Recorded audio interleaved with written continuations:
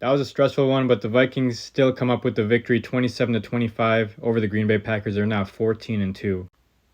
Starting off with the defense, I feel like the Vikings defense just played a really solid game, limiting Jordan Love to less than 100 yards passing for the majority of it.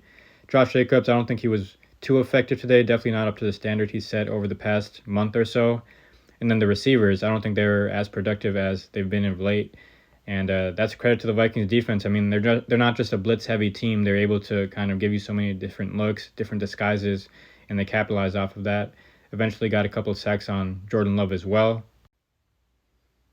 And then offensively, Jalen Nailor was definitely the beneficiary of all the attention that the receiving threats of the Vikings attract.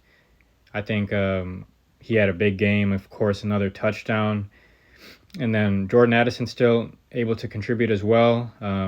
Could have had another touchdown if he was led a little bit further by Sam Darnold, but still comes away with one, diving on a really good play concept that I liked there. And then Justin Jefferson made some big plays all day. Was quiet in the first half, but eventually, second half, he came to play. And I think even when he was quiet in the first half, again, using his gravity and other guys benefiting off of that, which, I mean, I feel like is just as much of a win as, actually getting those catches.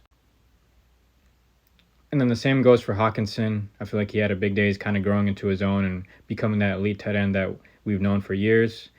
And yeah, Aaron Jones wasn't able to get into the end zone against his former team, but still had a really solid day. Hopefully he's going to be all right. I know he came out with the injury, and that led to more touches for Cam Akers and Ty Chandler.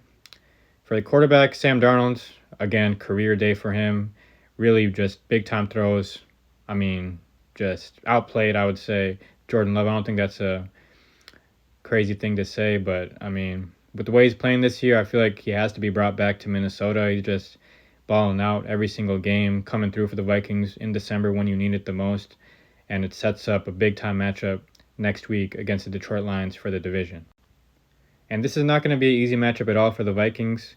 I know that the Detroit Lions are depleted right now, but they're a team that can still put up a lot of points, and their defense is still a resilient group.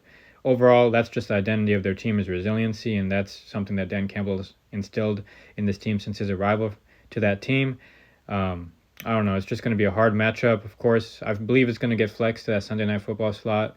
And, yeah, it's going to be really good football throughout the game. I feel like the key for the Vikings is not having self-inflicted errors, interceptions, false start penalties, holding, whatever it is. I feel like they just got to play really clean football, and they'll give themselves a chance to win that game on the road, be the number one seed and winners of the NFC North. So I'm looking forward to it, but, yeah, we'll have to see what happens. Vikings win this one 27-25.